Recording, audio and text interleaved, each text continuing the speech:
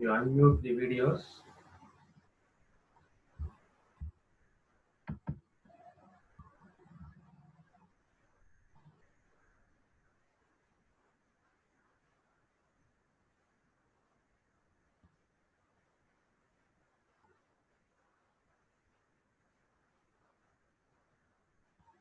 Yeah, Sharanya has come online. So next.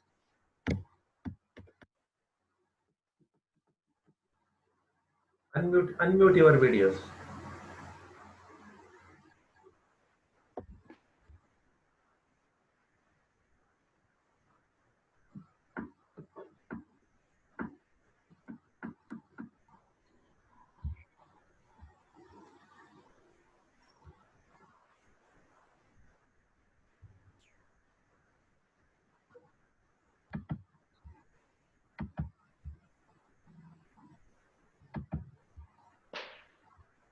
Adarsh has joined now.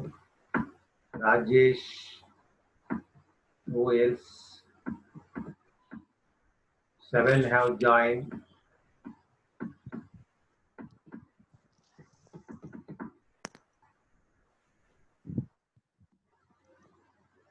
Chaitra has joined just now.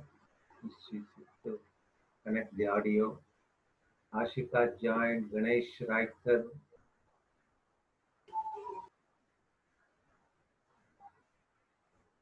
Who else?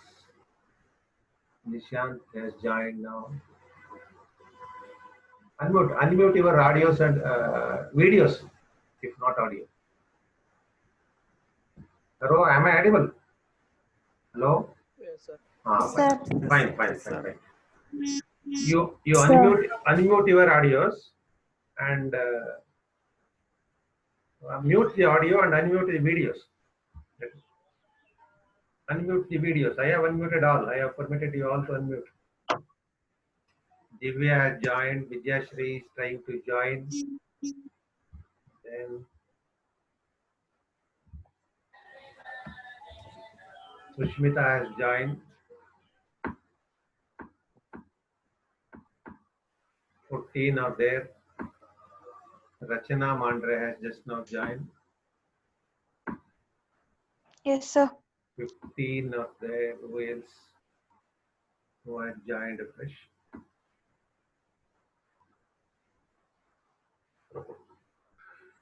15 out of 65.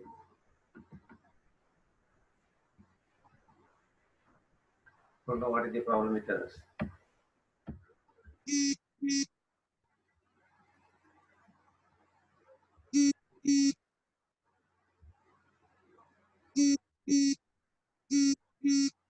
Unmute the audios. Mute the audios. If required, I will tell you. Then you can unmute and speak to me. Okay. Any more joining? It is 105. Let me start. Shall we start? Hello? Sir. Shall we Yes, start? sir. Okay. Yes, sir. 15, only 15. Okay. Now the first two units. The first unit was started while we used to have the regular classes, and it was halfway through. Then we migrated to online classes, and through these online classes, we have gone through, completed the first unit, and we have commenced and completed the second unit. So 2 units at least, to some extent, have been covered through these classes. Now today I am going to start the third unit. It is about advanced issues in corporate valuation. 2-3 different sets of topics are there. Valuation in respect of some specific types of companies, valuation in case of certain specific situations. Then let me share the screen. I'm trying to share this one PPTs. Let me see whether you are able to see it on your screens.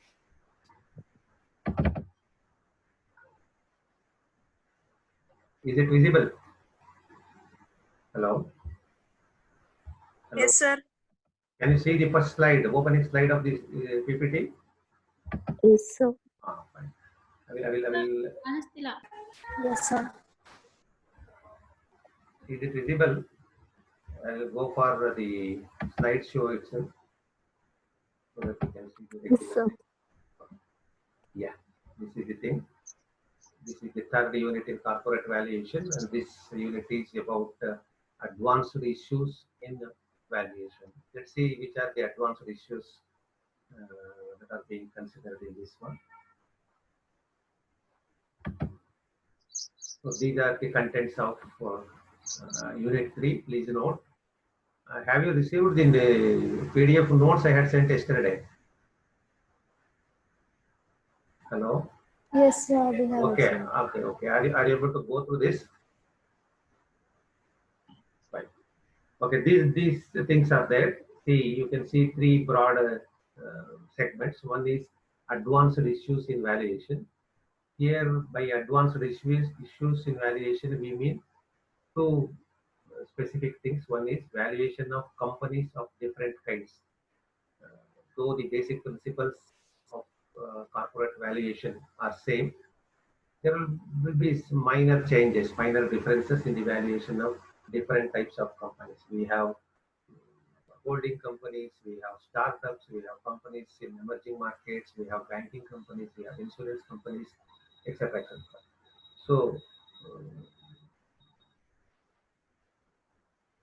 staying with the basic principles, certain modifications, certain changes, certain specific issues have to be looked into in case of different companies. That is what we are going to see. The second is valuation in different contexts, in the different macroeconomic situations.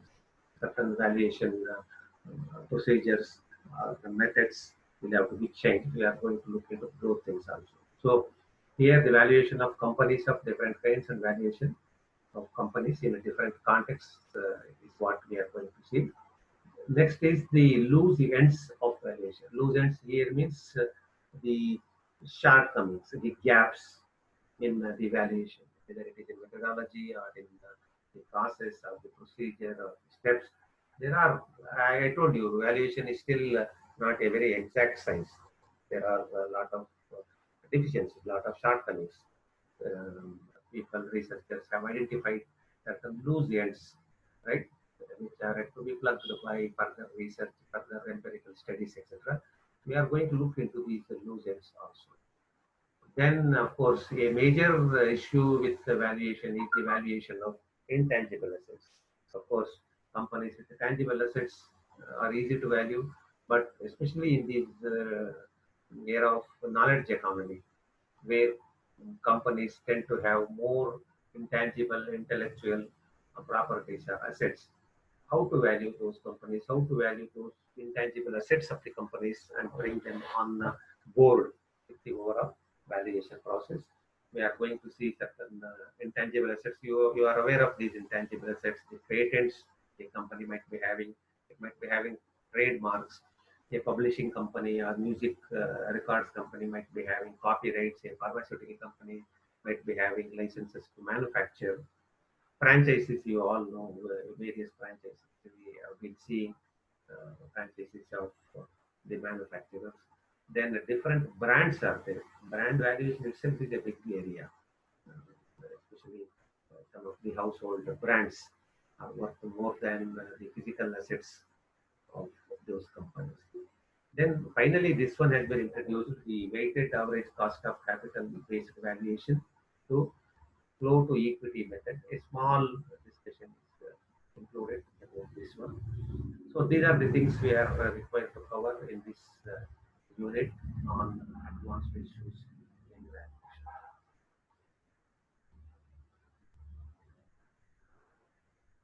Can you see the slideshow? Ashika, can you see the slideshow? Yes, sir. Okay. You can make a note of these things. These are all covered in the notes I had sent to you yesterday. You can keep your notes open either on laptop or mobile and keep referring to it, cross-referring to it. Or you can note down the points also.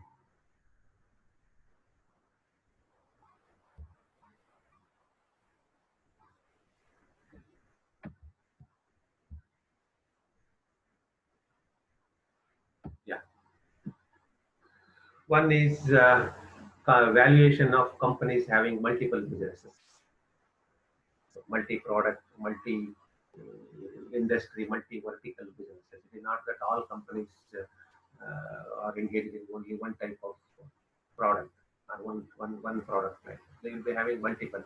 The normal examples are Reliance. For example, Reliance is into communication, Reliance is into petrochemicals, Reliance is into textiles, Reliance is into FMCG, Reliance is into e-commerce. Right? So there are, especially big companies, big conglomerates are usually found engaged in multiple businesses. These businesses might not be related to one another. We call them conglomerates, companies having multiple businesses, multi-product businesses, multi-location businesses, multi-country businesses. So there are a large number of companies and their valuation entails a totally different valuation procedure or method. Now, since different businesses of a multi-business company have different financial metrics or statistics, so metrics are like return on invested capital, growth rate, risk. The risk of each business might be different. The growth rate of each business might be different. The return on equity, return on the invested capital in these different businesses might also be different. So different businesses means the difference lies only with the products they manufacture and sell, or the locations they are operating from, or the countries they are operating in. Differences will be there with respect to each company's financial metrics like ROIC, growth rate, and risk from one business to another. So within one single conglomerate having multiple businesses, there could be a lot of differences with respect to these financial indicators or metrics or variables. So it is best to value each business separately and then sum the parts to obtain the value of the entire company. So how to go about valuing a company?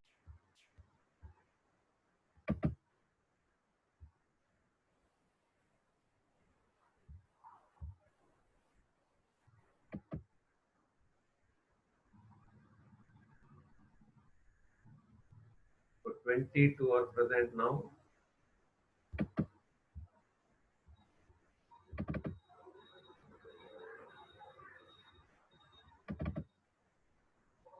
Yeah, the slide must be back on your screen now.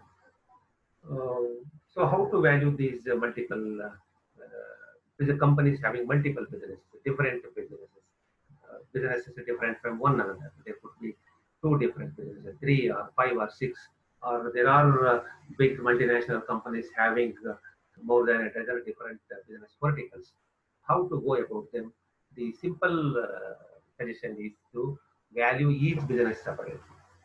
Take each one of the businesses the company is carrying on, value this business according to the valuation approaches or methods we have noted in the earlier two units, that is DCF, non-DCF, or relative, enterprise, or equity, multiple base, or whatever, as per your practice, as per your company's policy, value each business separately. Then aggregate value of business 1, business 2, business 10, business 12. Value this. That should give you the aggregate value, should give you the value of that company having multiple businesses. Now, as I told at the outset, the principles of valuation remain the same. They are like basic accounting principles, basic debit and credit principles. The valuation principles under each one of these approaches, irrespective of whether we are applying it to a single business company or a multiple business company, the basic principles, fundamental principles of valuations remain the same. But as we can easily understand, there will be certain special issues special to a particular business, unique to a particular business, which might not be found in other business. For example, the issues or the problems or the contexts you find in a IT business today might be totally different from a pharmaceutical business or a healthcare business today, especially in the background of today's pandemic. So, though the basics are basics of valuation and methodology remain the same, they are not going to be altered from company to company. We need to understand that each business in a multi-business company could be having certain issues unique to itself, unique or special to itself. It might not be found in other businesses of the same group. So in case of in the context of a multi-business company, there could be some unique issues. Some of the such unique specific issues are creation of business unit financial statements. So each unit, for example, a multi-business company might be having an insurance business. Then the preparation of the financial statements of an insurance company could be different. The same group might be having a banking business. It might be having a bank. So banking business. Then the preparation of final accounts of a banking company could be different. You have studied all these things in your higher accounts or advanced account subjects. So though the basic mm, preparation of financial accounts from journal to ledger to subsidiary, ledgers to trial balance to the income statement and the balance sheet, though the accounting principles remain the same, the preparation of final accounts of insurance companies is different. Preparation of final accounts of banking companies is different. So, what we are required to understand is that though the principles of valuation are same, are going to remain constant, there could be special issues in case of a multi-business company. Some of the issues are one, the creation of business unit financial statement. So each business the financial statements of each business might have to be prepared according to the systems or the policies or the norms or the regulations pertaining to that particular business. For example, the Banking Company Regulation Act says how to prepare the financial accounts of a banking company. The Insurance Company Act says how to prepare the accounts of an insurance company. Similarly, the group might be having an electric generation and distribution supply company. Then the concerned regulations of the act say how to prepare the, the final accounts of the income statement of an electric supply company, how to find out its profits, how to calculate the funds to be transferred to the various reserve funds, how to calculate the, the dividend payable to the shareholders, whether it is a government shareholder or a private parties.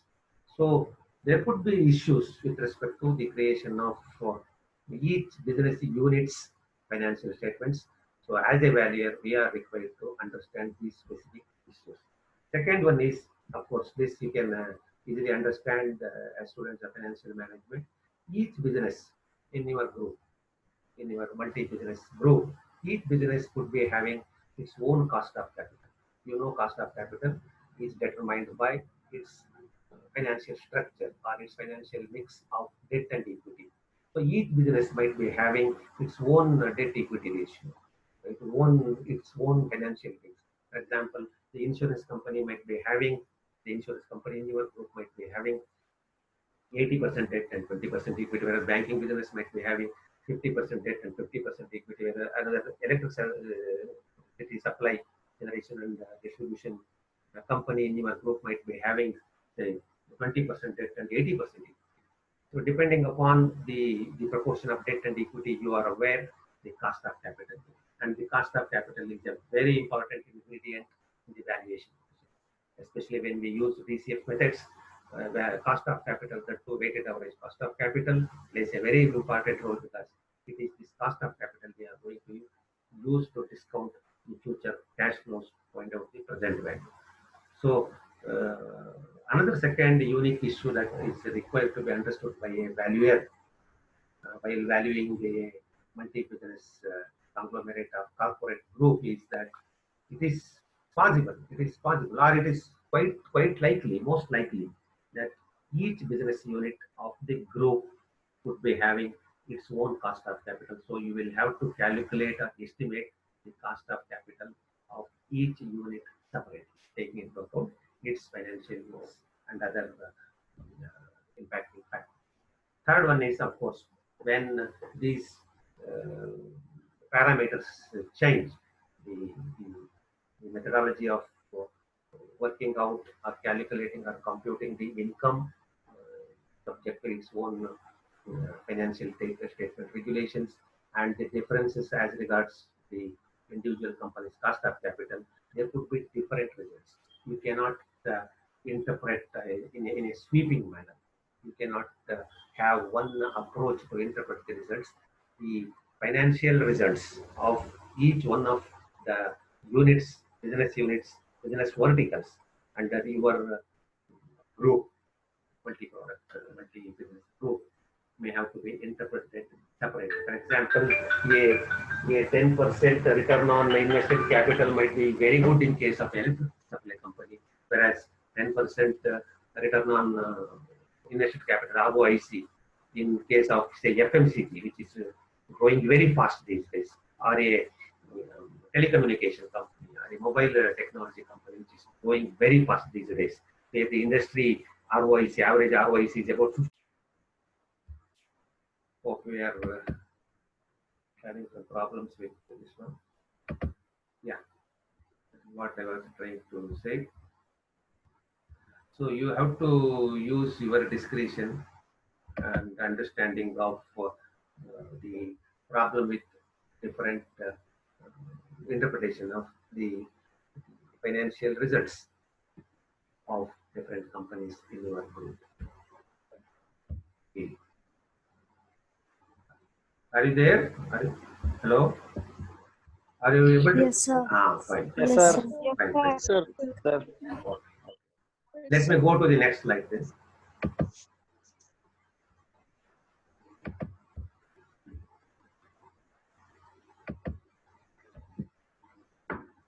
So that's about the slide talked about the valuation of a multi-business company. So those are the 3-4 important points you need to remember as a valuer while valuing a company having multiple businesses or a multi-business company. Now the second type of company could be a company in another country, a company having its presence in multiple countries, in different countries. An Indian company having its business in Sri Lanka, or having its company in, shall we continue to have business in China even after COVID-19? Well, or in the US, or in some Southeast Asian countries. So how to value these companies? Are there any specific issues? Are there any special things to be noted while valuing a company having its business in multiple geographical areas in different countries other than say our own country or its home country, what we call? Now, what we are required to bear in mind is, of course, as the students of accounting and finance, you are aware, the international accounting differences. So we are using generally accepted accounting principles, GAAP worldwide. There could be minor differences with respect to the accounting standards followed by each country. For example, India has its own IND-AS, Indian Accounting Standards, which could be, of course, within the overall framework of international accounting standards.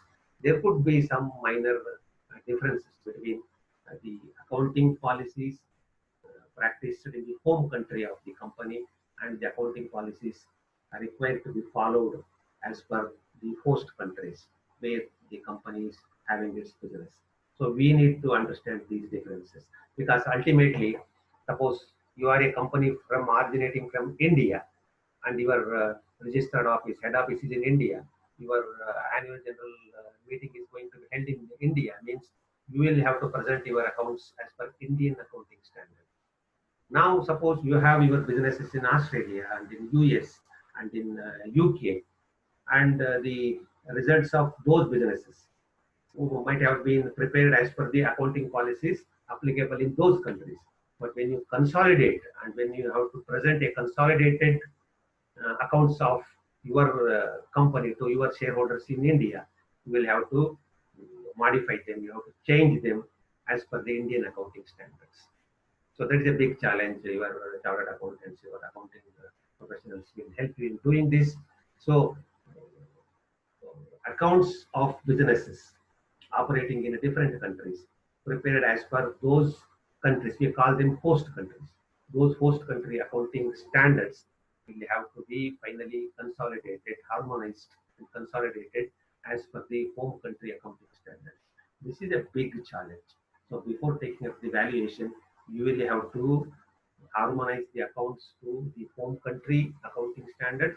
Then you will have to consider those financial results, whether it is the profits or earnings or the price or cost of capital for the purpose of valuation. So that is one preliminary activity a valuer is required to bear in mind. That is the differences, the possible differences.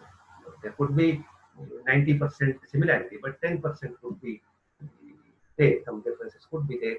The valuer is required to understand these differences and should factor in while finally preparing the consolidated accounting statements for the required for the purpose of valuation, because valuation essentially takes into account the accounting unit information. You know this. It takes into account the value of the book value or the paid up capital or the cost of capital or the equity mix. All these are originated or captured from the financial statements. So, or the accounting statements, you say.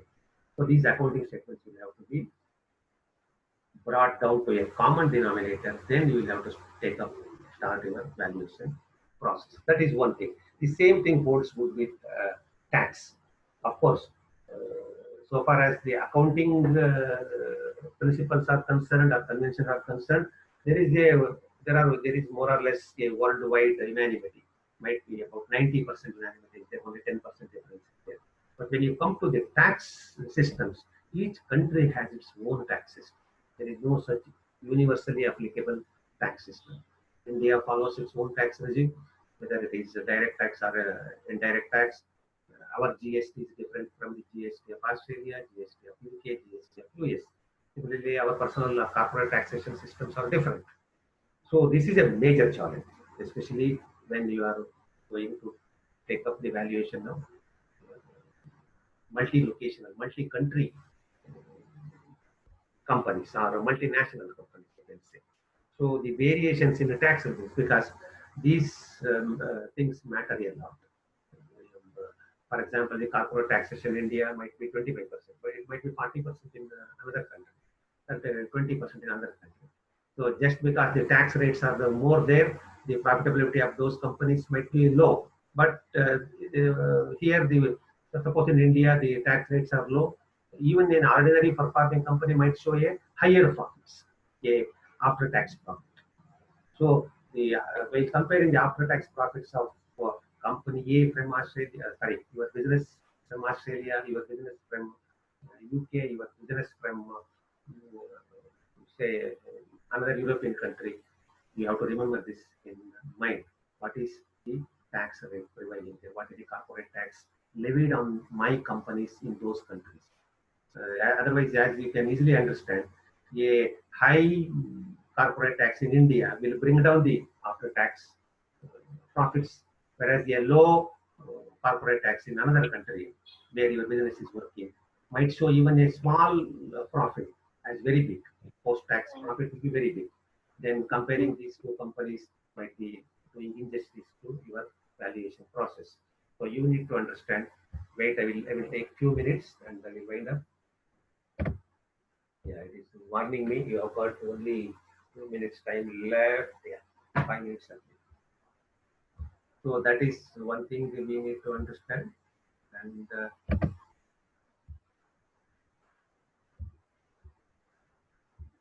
it's very fast. The slides are moving very fast. And estimate the cost of capital from the perspective of the global investor. Multinational companies, multi-country businesses means they are global entities. So they might be operating from India, though they might be from US, they are global companies. Naturally, the shareholders of those companies are global investors. So their expectations will be very high. If my company is working only in India, my expectation as an investor, as a shareholder might be different. But if I know that my company is operating worldwide, my expectations will be very high. I might raise my expectations about the return, about the cost, about the profitability, about the functioning of my company as per the international standards. So, the cost of capital, which is especially essentially based on the expectation of the risk risk-free rate of return plus the risk premium. The risk premium always depends on the expectations and perception of the investor. You know this. You have studied this in financial management. So while calculating the cost of capital required for the valuation purpose, you need to understand the perceptions, requirements, and expectations of the shareholders from a global perspective. If your company is operating in an African country, the Indian shareholder who has invested in your company might expect you to might treat it as a very high risky business, so he might expect a very high risk premium. In that case, your cost of capital will go up. Are you able to follow this? Hello? Hello? Yes, sir. Okay. Yes, sir. Yeah. So estimation of cost of capital in case of a multi-country, multinational business is very, very challenging, because you need to understand that the shareholders would be treating the businesses in different countries at different risk levels, and accordingly they expect a different risk premium to be incorporated or factored in the rate of return or whatever on equity, and accordingly the cost of capital will increase, will change. So as a valuer, while taking up the valuation of multinational, multi-country, multi-location business, you need to remember we estimate the capital from the perspective of global investors. You cannot take an Indian shareholder for granted. So if you have a business in China, a business in Africa, you should understand that his expectations will be higher. He will not be happy with 10% return. He might expect 15% return. He might expect the company to pay him 15% return. Then cost of equity will be 50%, and accordingly the weighted average cost of capital will change. It will go. So that is what you are required to know. So let us stop here. Come back to. Wait, I'm not ending the meeting. Wait.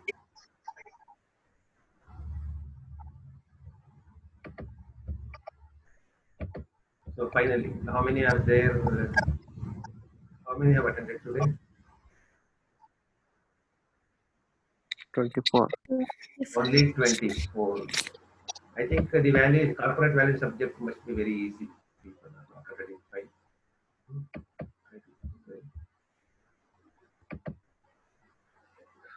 24 are there. It is that's fallen again. Yesterday it was 26. Oh, it is 24. Yesterday, yeah. No. 26. The last. Now it is 24. Okay, thank you. Keep referring to your these things, materials, notes. You shall see. Who are all there newly joined? Let me. Pranav Hegde has joined. Rupa Nayak has joined. Pooja, Srivani, Varsha, and who else? I think I have named all of you. It is like taking the attendance. Sanjay has joined. Yes, sir. Yeah. Neha Kausar has joined. Srimant is there. Good. Yeah. Need to know who are the names. Some people are not at all turning up. I don't know what to do with them. We'll take care of them when we come back to the college. Fine. Thank you. Take care. Keep referring to this. Come back to the next class. Yes, sir. Tell your Thank friends. you, sir. Yeah. Thank you, Tell sir. your. Tell your. Are you? Okay. One question. Are you comfortable in seeing these PPTs? Yes, sir. Yes, sir. Yes, sir. Okay. Yes, sir. Take Yes, Yes, sir. sir. Take care. I am ending this meeting. Yes. Thank you. Thank you, sir. Thank you, sir. Thank you, sir. Thank you, sir. Yeah, thank you.